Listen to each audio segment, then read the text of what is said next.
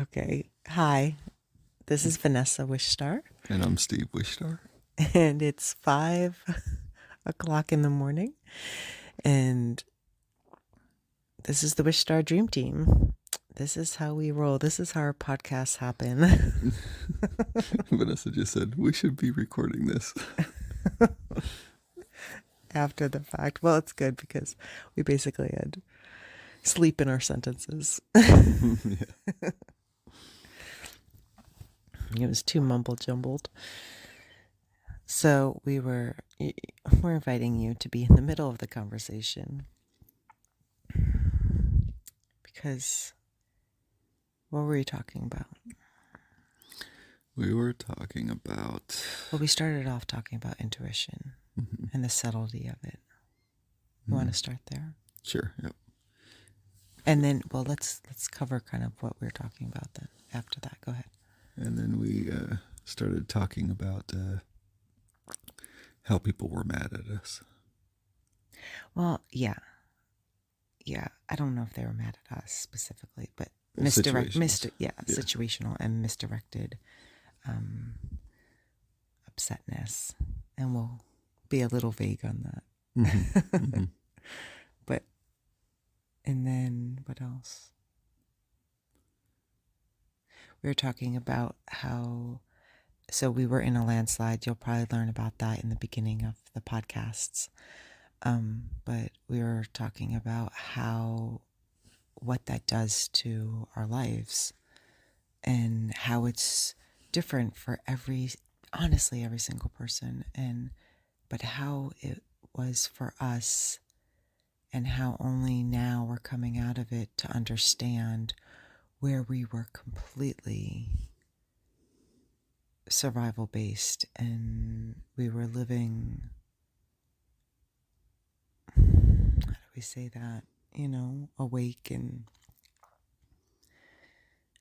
it was like being stuck alive, essentially, as gruesome as that is of a term.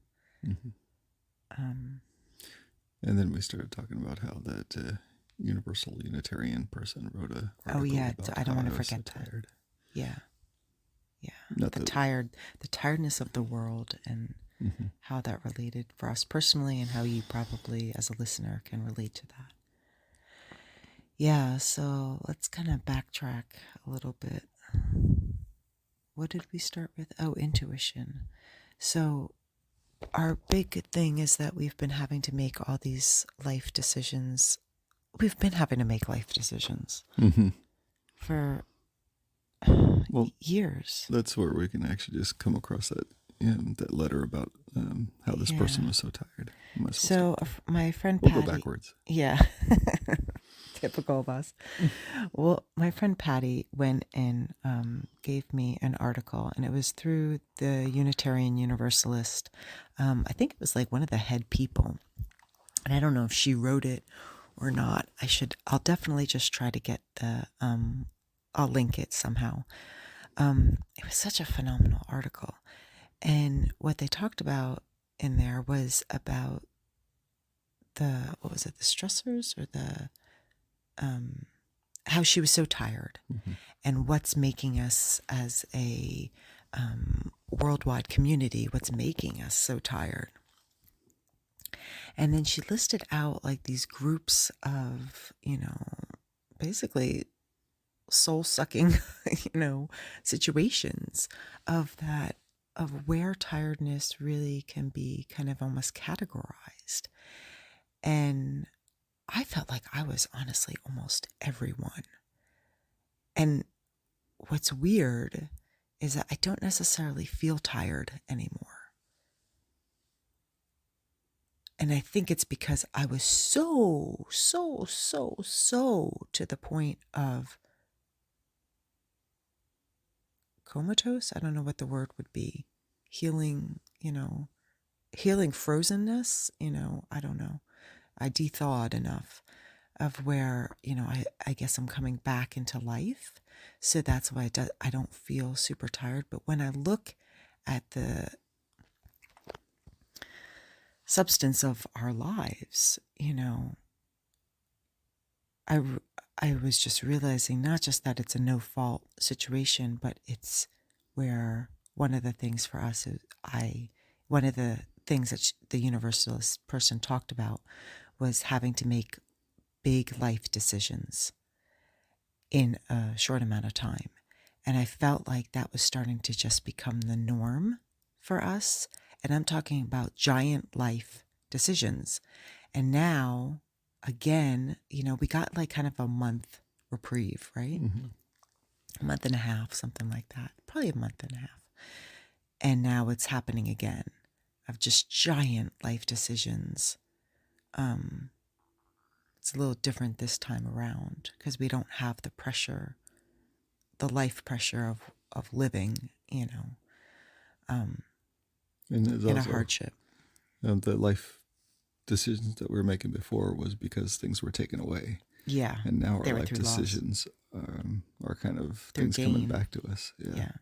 Yeah, the return. Yeah, it's interesting.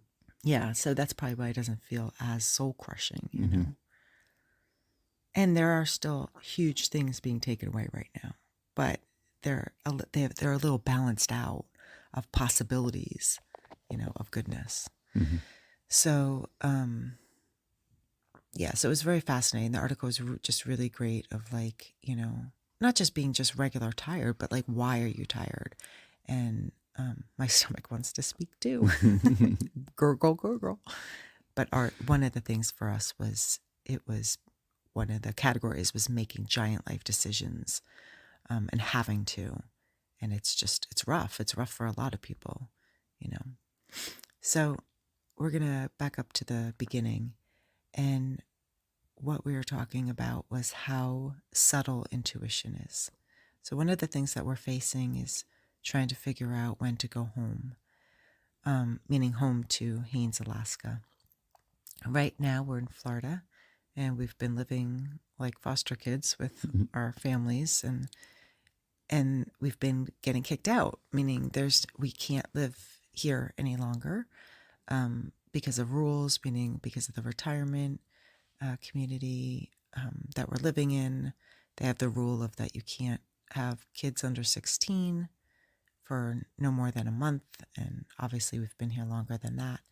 And so we had to beg and plead for, being able to even live here for longer than that. And it's just been extremely hard because there's always something wherever we're living. You feel very unwanted. And even though that's not the truth, it's the feeling. So when you're homeless and feeling unwanted, it's just a million times worse. And it is just a constant, stab in your heart. And with kids, it's just impossible. Because we're also homeschooling and working at home, meaning remotely. And like we are seriously super powered. Anyway, I guess. So The subtleness of the subtleness of intuition. So I keep on having dreams, and this is why we woke up, is because I asked Steve what his dream was. What was your dream? Something about falling on ice. Everybody around me was falling. I had a bicycle, and that wasn't going to work. I haven't tied it into anything, but. And then mine, I remember last night, it was about the ferry system. But then the other part that in my dream, I forgot to tell you last night, was this giant door was falling on this person right ahead of me. And I was like, oh, one giant door is closing, which it is, since, which we'll talk about maybe later, but it was about probably our foreclosure thing that we have to do and blah, blah, blah. So, because of the landslide. Anyway, the intuition thing, point is that I'm going to try to summarize this because people probably don't want to hear me jabbering about it. I keep on having, in real life, or awake life, I keep on having this thing of, I don't feel that we should be going back home. And the home date was, first it used to be February 23rd. And then we switched it like within 24 hours to March 23rd. And I was like, okay, that feels better. And now March 23rd is coming up. And I just, even though I really need to get back home and I want to get back home, I just keep on getting pulled that that might not be correct. Now, there's also this thing, there's a lot of layers and components of, it's not just about traveling. Oh, we could choose any date. There's very specific date requirements. Also, being an Alaska resident, you can't be gone for so long, blah, blah, blah. So I keep on switching it, feeling like it needs to be at the end of April, which would be hard because there's a lot of, we'd have to switch airports and cost wise, and there's a lot of things attached to that. But here's the thing, here's what happens. This is how intuition works. I'm in Target. Oh my God, I can't believe I could say that. And I can't believe I would ever be excited about that. But you know, we don't have big box stores, thank God. That's a good thing for us in Haines. But here, you know, make the most of it. So I was in Target, and there was I kept on looking at Easter stuff, and I kept on being drawn to it, and I'm like, no, I don't need to get any Easter stuff. And I was just like, why would I look at, and then I kept on seeing stuff, and I was like, no, oh good, I don't have to like buy anything for that. And I was like, no, I should. I'm like, no, I shouldn't, because I'm not going to be here. And I was just drawn. It was just subtle. It was just like, oh, okay, good. I'm glad I don't have to like think about that or do that. Then later on, you know, I keep on having dreams. I did this Oracle spread online, which I'd loved. And it said that the dreams were fear. And I was like, oh, good. You know, it's not that. I keep on dreaming of the fairy system just collapsing, essentially, and actually being, what was it called? Grounded, meaning it runs into the ground and it just is totally useless. And we need the ferry system. The ferry system is 5 hours from Juneau to Haines to get home. So I need that. I cannot go in a small plane. That would be like murder to me. Like, I just could not do that. So the ferry system is the only way home, essentially. And then, so all these subtle things, I keep on being, you know, logically pulled to, hey, you need to get home, you need to do this. But there's all these little things, these quiet voice. It's like listening to the quiet voice is the most important thing you could possibly do. And also there's all the people that I'm talking to, they're leaving in April, whether they want to go back sooner or not, but they're leaving the end of April, you know? So just taking note of that, you know? Then there's the thing of little signs I get on people sending photos of saying, hey, March is the month, so many of avalanches in Haines, you know? So it's just like little warnings. It doesn't mean that you should follow them. It doesn't mean that you should be like, oh, okay, don't go back then. You know, that's why it's so subtle. It's not fear-based. Intuition has nothing to do with fear or foreseeing of protection, you know, and I'll talk about that in another podcast, but really it has nothing to do with protection, because you're always protected no matter where you are. Whatever's supposed to be happening needs to happen, meaning you need to need on a higher level to go through that experience. You know, you're calling that forth, not as dramatic, you know, as that might seem. I don't want you to misinterpret that, because again, I have to talk about this in another podcast because it's so detailed. But there is a higher experience that you're going through that brings a lot of healing and growth for you. So as long as you kind of understand that, all those intuition-based things, if we could listen to the subtle parts, you know, I mean, it's going to take a lot on our part also. So one of the things I did ask, backing up, is I was talking to my mom and I said, I need to figure out what the hell is going on. These big decisions, I can't do this again. I can't keep on doing this. So I gave the universe a deadline. And I said by March 5th, which is, today's March 4th, I guess. Oh, today's actually powerful day for me. Anyway, March 5th, I gave a deadline of universe, make a decision. Tell me, show me it in an obvious way of where to be led, what I need to do for my highest good. And, so I can be in alignment.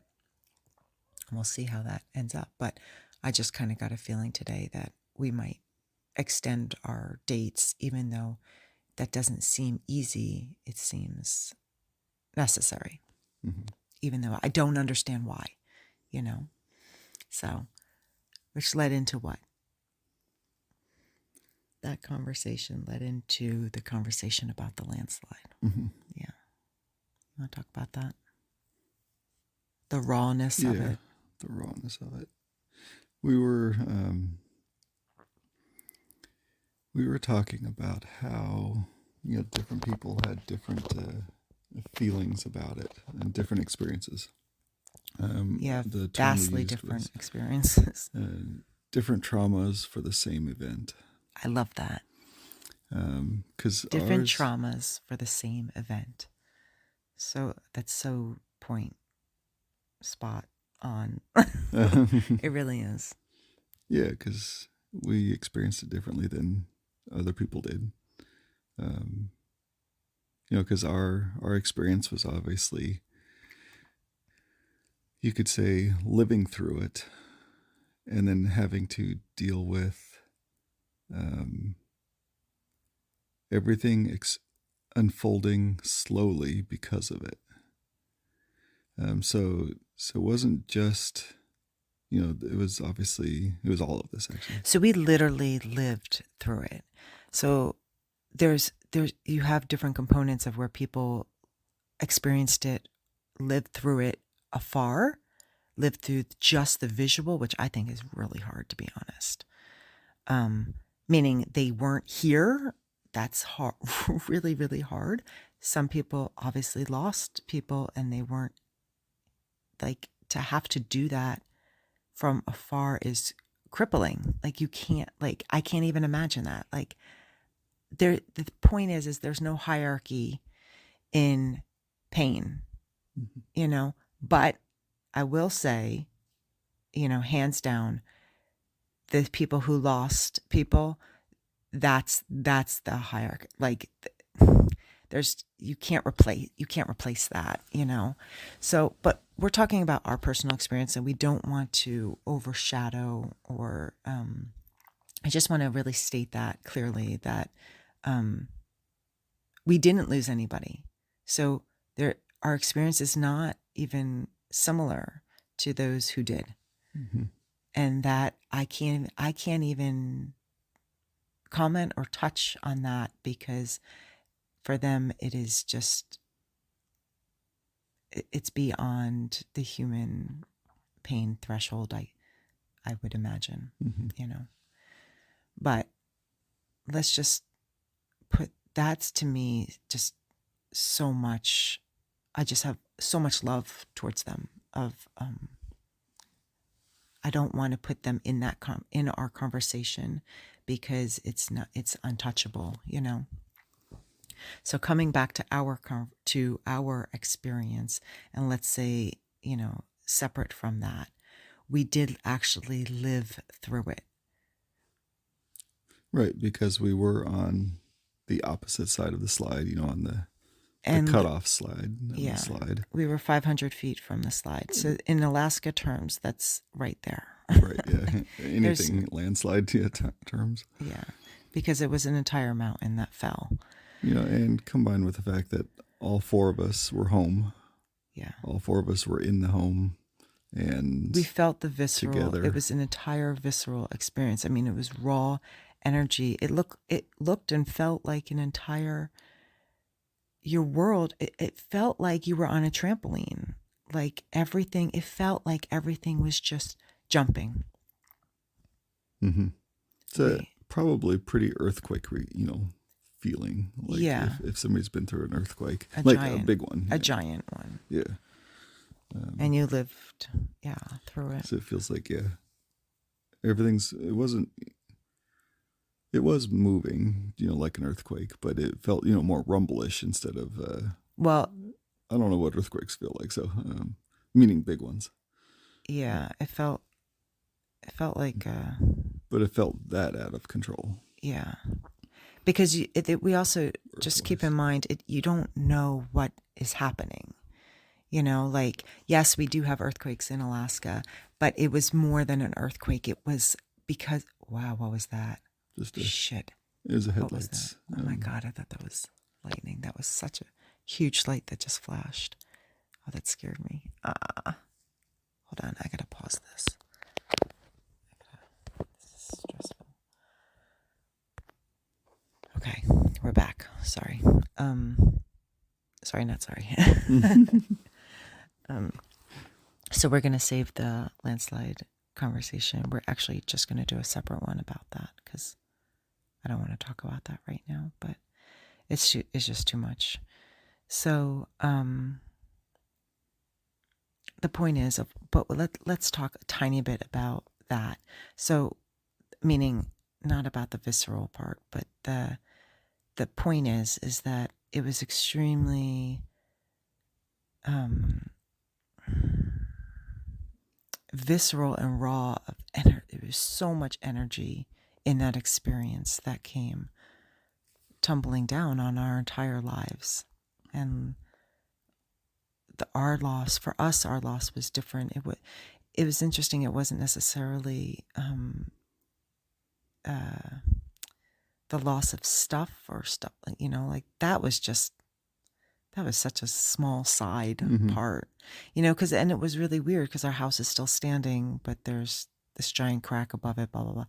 So, you know, we were able, after a month or so, we were able to retrieve, not us, well, Steve was, but we were able to retrieve some stuff. Again, I don't want to go into it, but the point is that, and we're going through, well, we'll talk about that in a second, but we were able to retrieve some stuff, but it was a very weird situation because the stuff, it didn't matter. It doesn't matter if it doesn't have a home, you know, like that was another really weird thing. Point is that for us, we just realized of how much it has decimated our lives, and that it almost really, well, you want to talk about your job thing? Yeah, because Trying to think of how to narrow it down. yeah, again, you know, it's decimating our lives. When she says that, it means, you know, the hard part was that it's decimating it slowly. You know, like, yes, we had to leave the house right away, but just of it unfolding after that is like, you know, then we had the, you know, thought of, well, maybe we'll return, you know, be able to get to return. No, we never had that thought, but you know, a lot of people did, and or maybe we'll get a house. Or maybe we'll get a house. You know, like there'll be something that comes of this, and you know, it just slowly. We never got a house. Yeah, it was just kept slowly being taken away, and then you know, I was reminding myself as I was writing something up, you know, for the mortgage company, is that I actually did lose my job because of the landslide. Before the landslide, yes, I was going from one startup company to another, you know, because one of them wasn't doing well. So, you know, so we had the, you know, obvious, you know, thought of, well, we need to get another job, you know, just, you know, keep moving. Because we work remotely. Yeah. And so we did, you know, and even though that one wasn't, you know, going great either, we had it and we knew what we had to do. But then the landslide happened. And so you were getting a second job, you know, because this was a part-time, right? It wasn't full-time. Yeah. And doing interviews for, you know, them and everything. Yeah. You had an interview. It wasn't that day. I think it was the day before. Yeah. Yeah. And they were supposed to be like a day or so after. That was the other thing. Yep. And so yeah, everything was, you know, moving like it should and everything. But then the landslide happened, and I actually had to quit my, you know, temporary job that was paying me, you know, a little bit. And you can't function. But yeah, because I couldn't function. You know, I couldn't think straight. I kept postponing them, like saying, you know, yes, I'll be back. Because at the time, I thought, you know, I'll get over this essentially, and I'll get back. I'll be able to, to concentrate again. But I didn't, and I eventually had to quit. And I, It's realized so for the weird. good 6 months that I could not do that. Yeah. I mean, even longer than 6 months. I tried to get, I started my interviews back up again, after like 6 months. But even my interviews, I was not being able to focus, on and stuff like that. So it was good. I had a pretty much exactly a 1 year sabbatical, as I've been telling everybody. And, Well, sabbaticals a are, pause. Yeah, but yeah, sabbaticals are, things where people can regroup and come back refreshed, to their job. And but all right, but it wasn't by choice, no. yeah, it was a healing. It was I don't e the thing about, like, let's call it a sabbatical. A sabbatical is a choice. This Hmm. wasn't a choice. This was just kind of like, this was sheer fear of trying to get a job constantly and the stress of that. I mean, we were in freaking hell, of trying. There was no sabbatical about it, of like, okay, well, I'll just take some time off and like think and regroup. That's just what was happening. Like, Hmm. we would have jumped at the chance at, if you were able to get a job. The Hmm. fact is the universe was giving you every opportunity. I was like, universe, do you know our bank account? Like, are you tapped into that too? Because like, holy mother, like, it was sheer stress, sheer fear. I think, yeah, I just, I don't, I think for, talking in a what is it called, in a job sense of what you have to tell people, yes, then you would have to say it's a sabbatical, because to them they'd be like, why aren't you working? Hmm. I'm traumatized. They don't get that. But yeah, and you also kind of can't really talk about that, because then it, has its own judgments and stuff like that. And I just didn't want to bring up the trauma part, because I didn't want to have to relive the story again, to Exactly. somebody new, because I tell everybody, or it felt like I was telling everybody my story. And I wanted to stop telling everybody. I'll I tell know. select people, but Exactly. so yeah, that was my hiding word. Yeah. But anyways, Yeah. So where do we go? What are we talking about? What's our point? and about the slow losses that we were having, and about how, Yeah. and then the house. Um, Yeah, so we just did a spreadsheet, or a flow chart, essentially, because we had to like figure out why, not just why everything's happening, but like, we have a lot of backlash from people, of thinking that, oh, they should just do this, or oh, just, handle this. And they're not, a lot of people aren't understanding that you don't tell a trauma victim, how to do anything, because you don't know, how that's affecting their entire life. So you can't meet common sense with trauma. You just can't. yeah, you just have to be there. Yeah. So hold on. Yeah. So where are we going to go from here? Like, what are we going to discuss at this point? So I think, like, more, in summary, I guess we can like do it, of where, or talk about it, of where, what this really is about. And I think our awakening to this is that, whatever struggles that you're going through, and they look like they're linked to, oh, this is why this is happening, or um, it always looks like it's your fault. It always looks like it is tied to something that you could have done better, or you should have done, or whatever.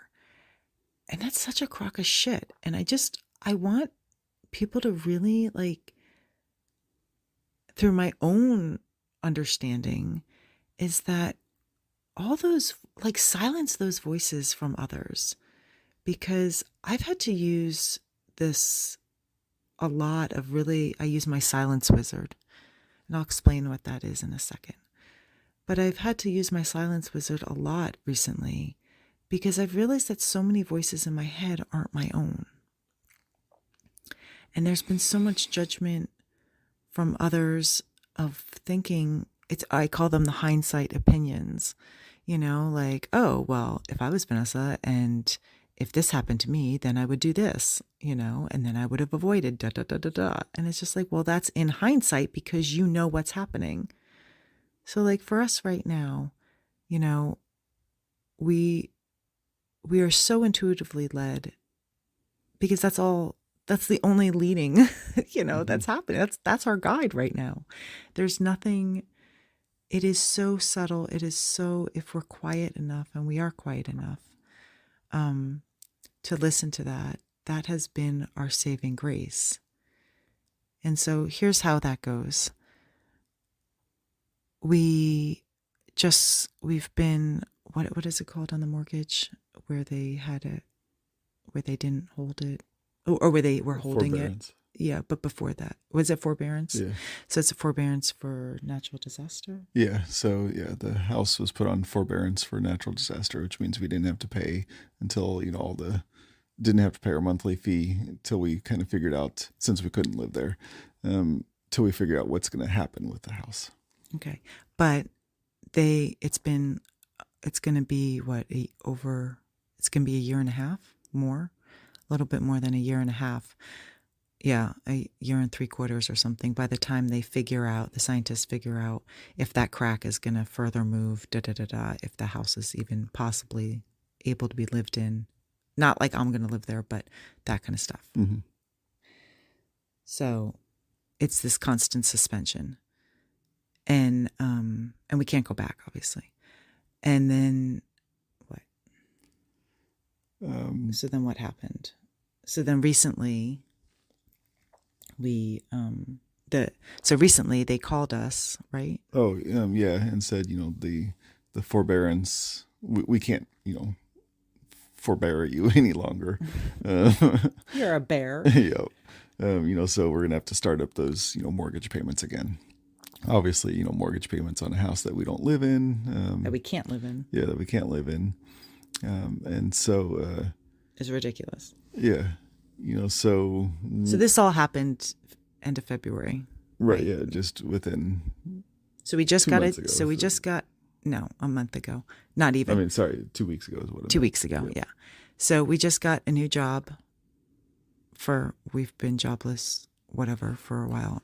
And we just got a new job, what? A month ago. Yep. So, there's just like this. Well, that's the good news as far as, now we have life decisions based on things coming back to us. I just wanted to repeat that because that feels better. But yeah, that's how we're being led, is because, we have all these logical things that could be leading us, but they're all so jumbled up in spaghettiness that there is no clear logical path to take. So we've been taking our hints from the intuitive side as far as, what's just showing up for us. So what showed up was the mortgage person telling us you need to leave. Oh, yeah. And so, so I was talking to We're like, what? I was talking to the mortgage person, and people, lots of, good people have been giving us this, advice also. But even the mortgage person who I was talking to, like customer service on the phone, she was saying, yeah, it looks like, you guys should just walk away from it. And, that means obviously handing the house back to the bank, and letting them deal with it, which is obviously is nothing that we wanted to do, ever, I mean, this is our house. There's this part of that, you think like, oh, good. That's like a freedom ticket. That's not at all. It's like, honestly, close to the opposite of that. Like now, because what that means is now you're out for FEMA if FEMA even covers anything. By the way, just to be very clear, this is an act of God. There's no coverage on anything. We're not getting covered on anything. No insurance, nothing. We had insurance, everything. Everything is extinct. There's nothing. We're not getting paid, or nothing's getting covered. Like, it's horrifying, absolutely horrifying. But at least in this, before, when we were, obviously had the mortgage on the house, we would have the small possible chance of doing some type of conversation with FEMA or with the state or whatever, of, possibly doing some type of land swap, or I don't know, something. We were working towards that. Yeah, and big this proposals, extincts, big dreams. yeah, of just like a possibility that there could be some type of like help or compensation in some way. Not compensation like we'd make anything from it, but some type of compensation. And now there's nothing. And I wouldn't even say compensation. It's exchange. Yeah, exchange. That's what I meant. So. Yeah, which is totally Scratch fine. that. But no, a lot of people, I think, see it as compensation. Oh, like, we're going to get paid for that. We're going to get paid for that loss. We'll rebound. And we were actually, that is not the case, right, for really anybody. We were just trying to swap and be in exactly the same spot, have exactly the same mortgage, or, different, but on a different piece of property, just so that we didn't lose anything. But essentially, we did lose something. And we were trying to hold on to that thought for a long time. Like, let's try to sensibly. Yeah. Again, this is all making like, logical sense as far as, oh yeah, that's logically, let's pursue it, and stuff like that. And yes, we probably, still should have pursued it just like we did, but now we're getting a little bit more refined in our intuition, and you're just watching for signs. Because those were definite signs to follow FEMA, follow, exactly. Kind of stuff. And so many people that said, oh, we'll just walk away. It's like, it's not that simple. I can't just walk away. Like, there was so much tied to it because of the FEMA thing. Like, it wasn't, what we're doing is in perfect timing. Just because we're making this choice where people are like, oh, well, I said that a long time ago. It's just like, well, a long time ago, if I were to do that, that would have been stupid. Absolutely stupid, because we did have it on hold. Our mortgage, you know what I'm saying? Mm-hmm. Like, it's not, and on top of all of it, nobody's living our life. Like, this is a totally different, it's not that we're being traumatized. Even if we were, there'd be nothing wrong with this. But it's not being traumatized by, having to just let our stuff go. Like, that's so little compared to what this is about, for us. It has so much more to do with so many other things of just complete. I can't even go into it. Like, it would be a therapy session. Point is that, so then we're at this point of, you're having your mortgage person tell you walk away, and we're like horrified of like, are we really going down this route? And then, but that route brings a lot of other, financial insanity. Mm-hmm. Yeah, so the bankruptcy thing, and then having, how much money that was because of not having a job. Oh my God. But even just more, again, on the logical side. And we're walking like away. We just need to mention we are like super frugal people, like super the least consumeristic people possible. Mm-hmm. Go ahead.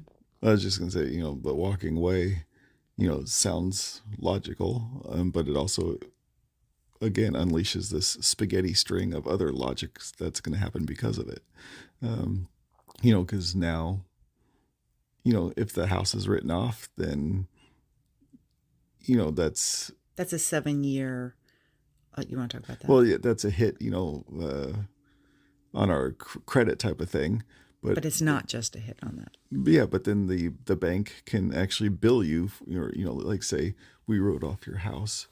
And so this is essentially what your income was because of that write-off. So now we'll tax you, from that income, so it's like a whole spaghetti thing, and then they can always come back and still compel us to pay, even though we wrote off the house, and So we're just, So we're making sure. freaking out about that right now. Yeah. So, Well, I'm freaking out. Steve's a rock and handling it very neutrally. so anyways, so that's all, logical stuff that, that's appearing in front of us. So we could follow any one of these logical paths, and we have not followed. We've thought them out. We've done the chess, game as far as, where this could lead and stuff like that. And, so we're planning all of our things for that. But it was more of, now watching the intuitive things of where we're being led, Yeah. like what's been given to us. Because it's not just, I think, they've been there all along. But when you're in trauma or any type of stressful situation, it's not that you can't hear them. You can hear them very well.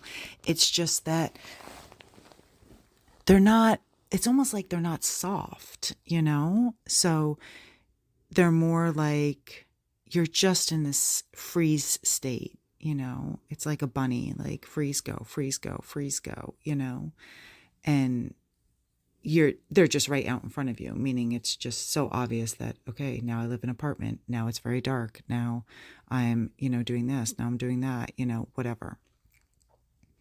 Now I need to all of a sudden get my tooth worked on. Oh, great. That's being led up. Now, take your RV up. That's going to put and barely get you out of anywhere, but you need to take that, maybe somebody else needs it. I don't know. All this stuff, So it just, it gets, when it gets subtle, congratulate yourself, because that means you're out of it. You're out of like the shitstorm, and you can actually hear it, but you do have to listen actually a little bit more, louder, I guess, because it's not going to be as loud, or obvious. It's going to be subtler because you have more, your will is there. And so you're not having to, you are actually being able to give in a choice of if you are being led that way or not, and our will is, it's kind of like the ego. Like it's just kind of, it is the ego to me, but you just are, you either can follow what you want, or you could follow where you're being led.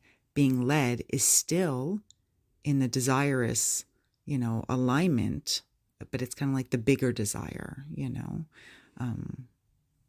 if you pay it, it's rarely extreme, it's usually just parallel to maybe your strong desires, because that's usually more willful. So yeah, right now where we were being led, so this is what happened. Let's talk about the intuitive part, because this is the more fun part instead of the drama. So all of a sudden we went to, before I even got here, for a while now, I've been constantly called to Vero Beach, Florida. I've just been pulled. When we left Haines, a spur of the moment, by the way, having to move out of an apartment where we were living, having to not be able to move into anywhere because the place that my friend, thank God for her. I mean, seriously, like, I feel like both of them have been angels in our lives. So our friends are loaning us their other house and making it into a rental, but it needed work because it wasn't livable yet. So that wasn't available yet. So they did all the hardships of trying to get that to work. So we needed to go out of town. We ended up, I don't want to get super into it because this is another long story, but we ended up I just felt pulled that, okay, I'm just going to go live, down south, meaning the lower 48.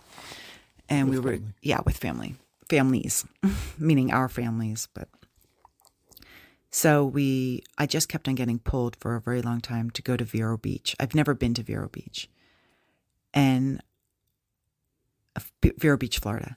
And then all of a sudden we ended up stopping by there on the way down to my uncle's. And then we ended up later on, a couple months later, going back up there. And we're like, hey, let's just entertain this, Mm-hmm. So we went there. It was like literally the first time we went there, it was literally being heaven on earth. Like I was like, oh my God, I feel like home.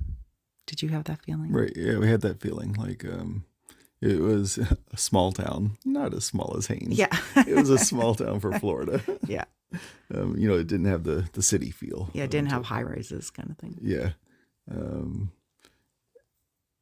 but yeah, the beach was nice, and it just felt like low key. When you go to Haines, you experience small town. There's no stoplights or anything like that.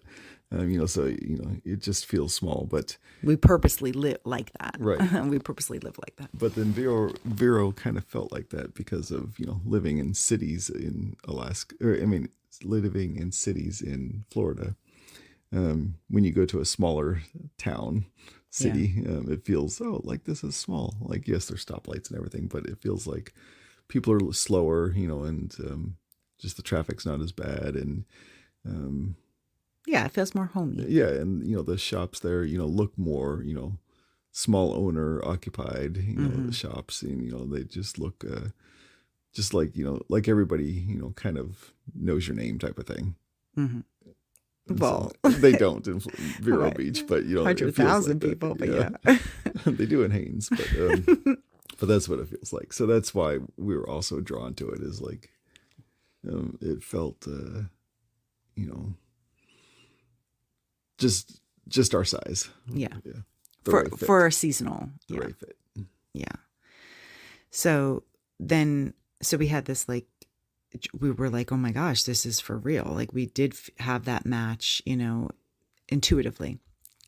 So then we ended up going back there a couple months later, and we ended up finding the first and only place that we looked at. Well, first of all, even before that, so we went there, thinking, well, let's just, go look for homes. Let's see what's on the market. Meaning, wait, just to also back up, us looking was a joke, because financially and what our situation was, we didn't know what the hell we're doing. Like we can't afford another house, have 2 mortgages in that way. And we were just freaking out. Mm-hmm. Right. Yeah. And, because we were not even having a job yet. Yeah. We just got hired, but we weren't working yet. True. Yeah. And so, yeah, we didn't have the income. We had Beach Road mortgage looming. We had a rental house in Alaska looming that we're going to have to pay. Yeah. And we don't need another payments back payments that we owe people. And back payments that we owe people. So anyways, so yes, it was a joke, that we're not going to be able to, buy a place here, but we needed to investigate neighborhoods and see, what houses were like and what it felt like, to basically look at homes. Yeah. A possibility. Yeah. Keep the space for a possibility. And so, so we went down there thinking, let's just, be window shoppers for windows, for houses, and storm windows. But then it kept, it was in our mind, obviously, that, well, we can't afford anything like that, and we'll never qualify for it, like physically, because be able to buy something. So, we kept saying to ourselves, well, and we've said this, for other things, in Alaska also side, in Haines, yeah, of, we just need an owner finance, option. But, then we were laughing at ourselves that owner financing, in a city, in Florida, just in this market. Yeah. And especially in this market. Let's keep that in mind. Yeah. This insane market where you can sell a house within, great for a couple of days. Yeah. Yeah. For 3 times the amount. Yeah. For more than what you're asking for type of thing. So, yeah, the funny part was, that, so we had that in mind, but when we went to Vero for that second time, within 2 days, we had 2 people offer us owner financing for a house that they wanted to sell. This was crazy. So we were in the Airbnb. That person liked us, I guess, and she really highly considered it because she was thinking of selling off some of our Airbnbs, and she's like, I would definitely entertain doing owner financing. And we're like, what? Like, we're super open and transparent people, in the sense of like, especially financially or whatever. Like, I want people, whoever does owner financing with us, to feel, just as safe as we do. Like, yeah. So I thought that was, even though we're super good for it, it's just still, like I just thought that was really, I felt blessed, or whatever the term people use. Like I felt loved. Mm-hmm. And so then all of a sudden I found this place on Facebook Marketplace. It wasn't even listed. And we just drove around and looked at a whole bunch of places, but never like went inside or whatever. And this house, Never got out of the car. never got even out of the car. Yeah, one we did got out of the car, but yeah. Not really. Mm-hmm. And then this one place, I was like, oh yeah, it was at the very end. I was like, oh yeah, I forgot about this place. I'm like, oh, I really want this place. I'm like, nope, it's too good to be true. I was like, and it was like, I thought like it was going to be way too good to be true because it was so cute of a house.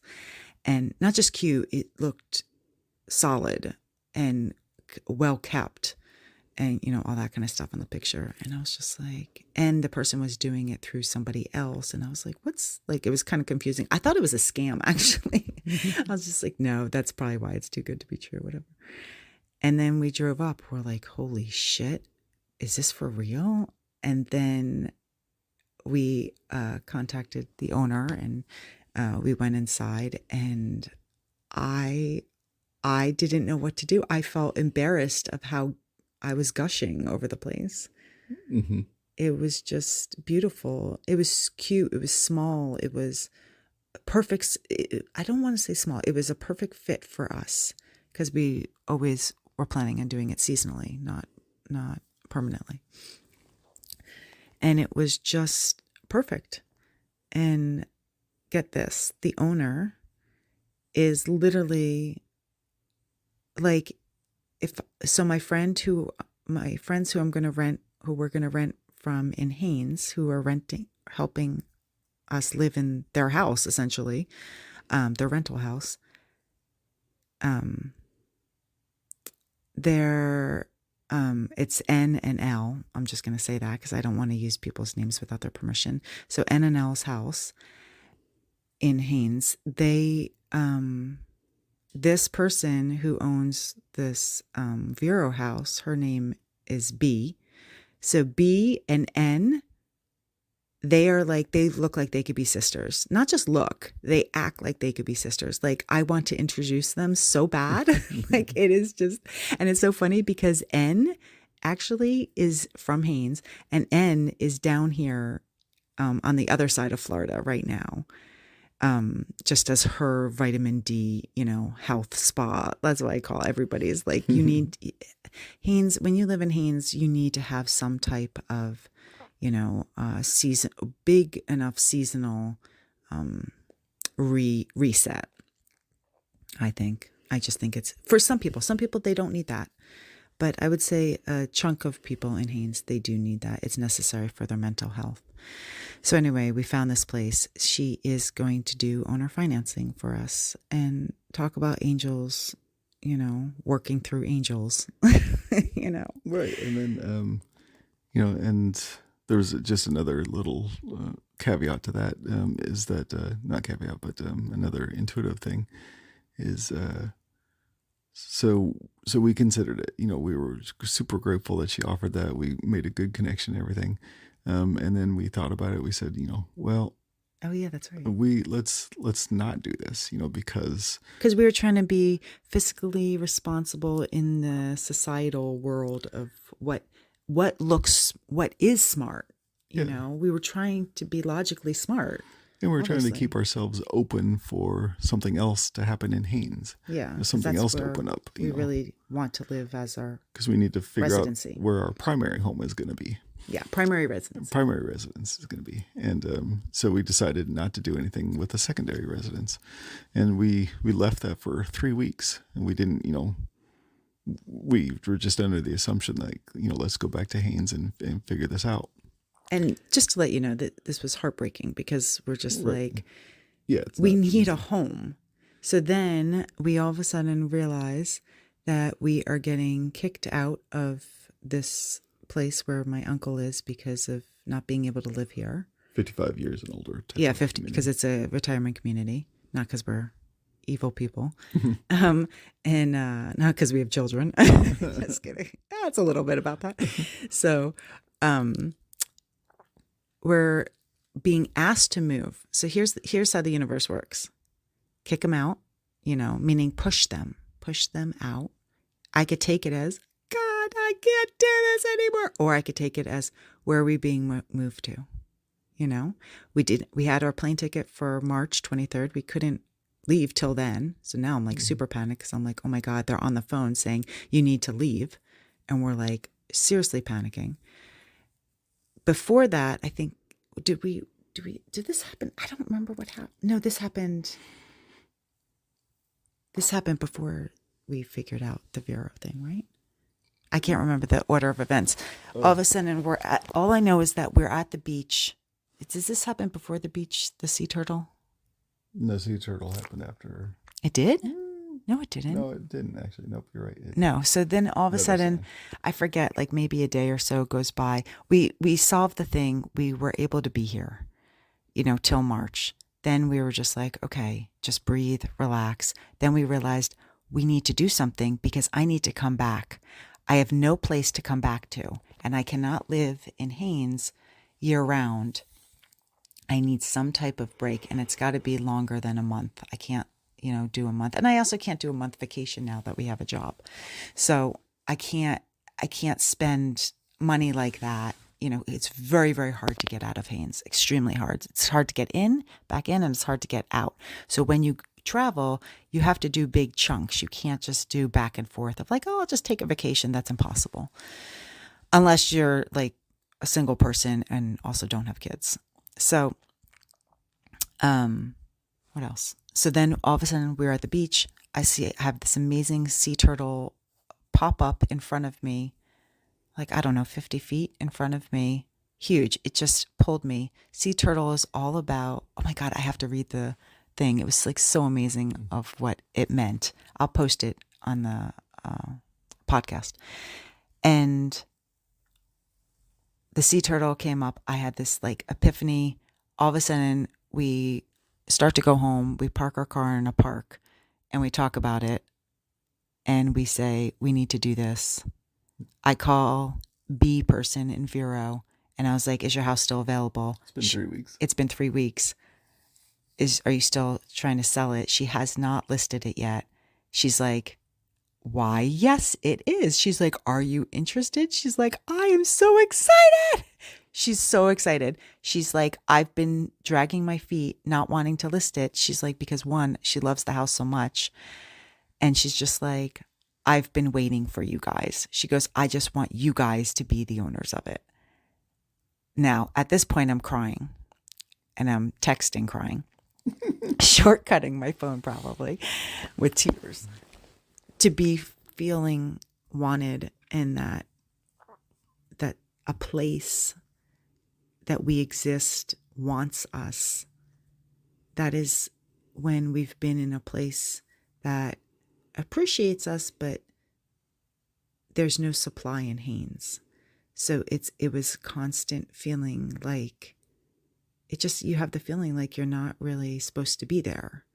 Even though I know that's not true. We are supposed to be there. And not just that, my family friends are there.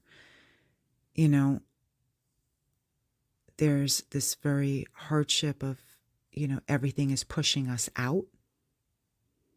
So the feeling that we are being pulled in to somewhere and that it is in alignment with us in this moment has been,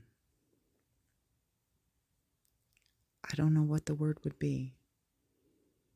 Heaven, gratitude, abundant love. I would say love. It feels like love.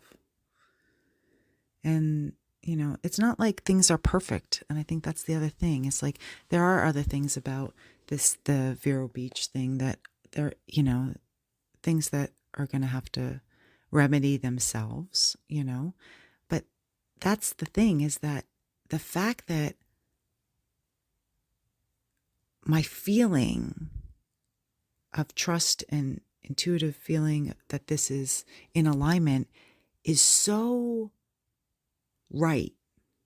all those other little things that are like, oh, this has to change, or this is not something I would have normally accepted, or stuff like that, go out the window, because you realize that it's not important. It's not what's the word? It's not damaging to the bigger picture, you know? I don't know. I think you just get, we're so, our skin, it's like a snake, like you're just so shedded that, and that vulnerability, it doesn't mean that you're necessarily raw in a bad way.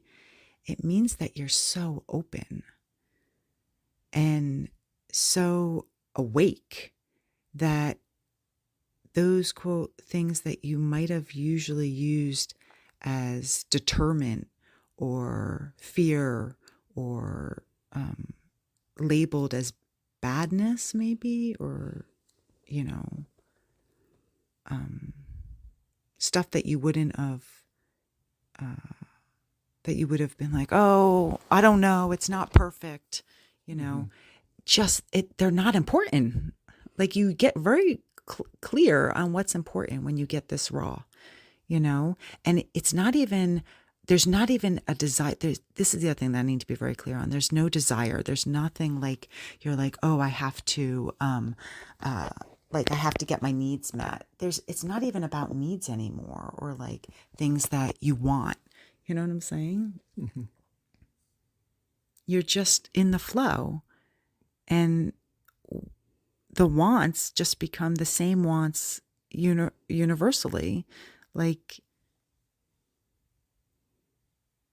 you know your direction, you know your wants in a general way. You just are literally being led and led and led and led. It was the same thing of like in the beginning when we had to give it up, you know? And even though that was heartbreaking of giving up the Vero place, we just knew that whatever's going to happen, it's going to find us, you know, however it needs to find us.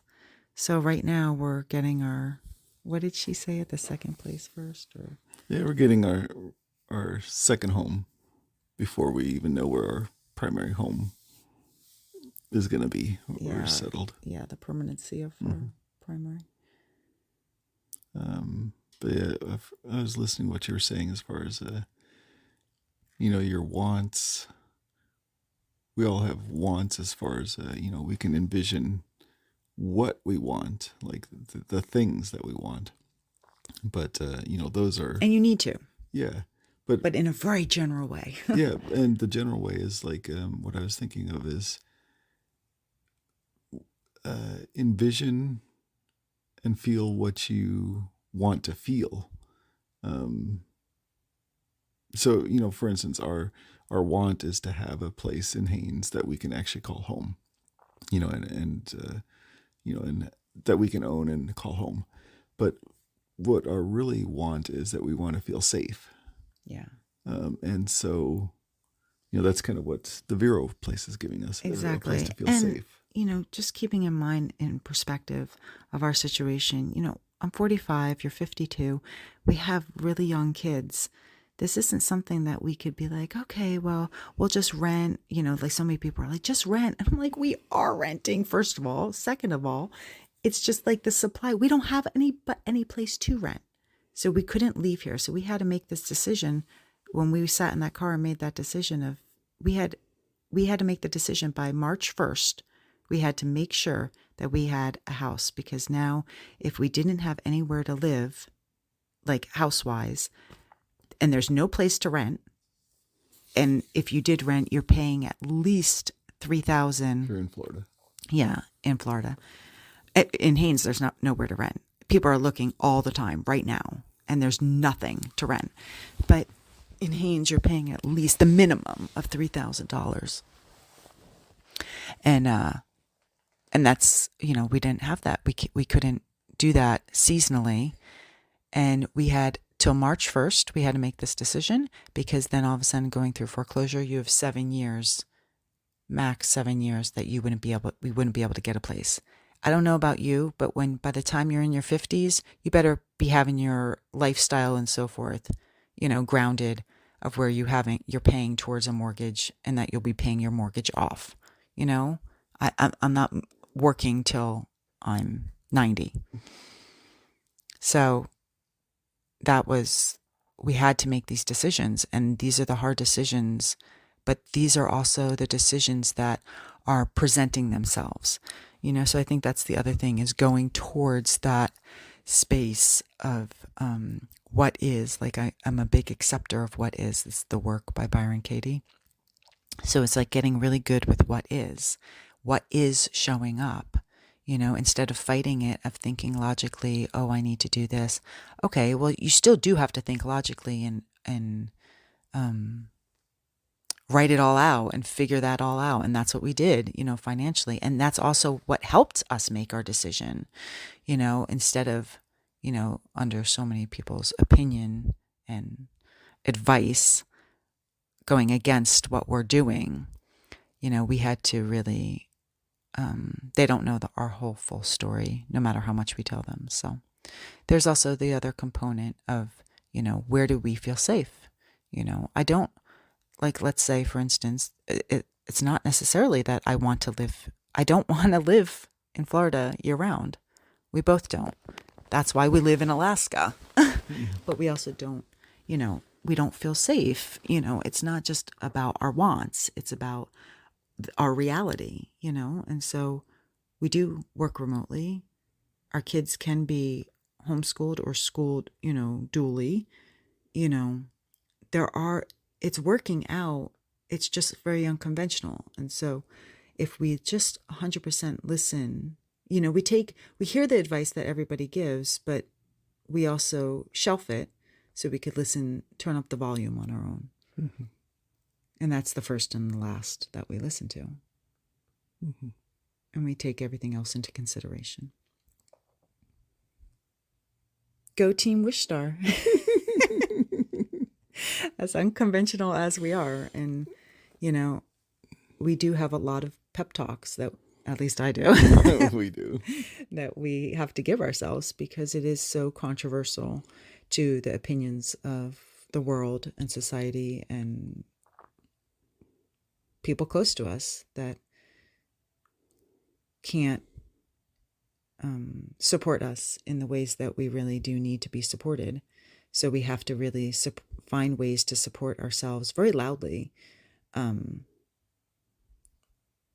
in doing stuff that scares the living daylights out of us. We're not like super sure at all. We're, if anything, we're so not sure.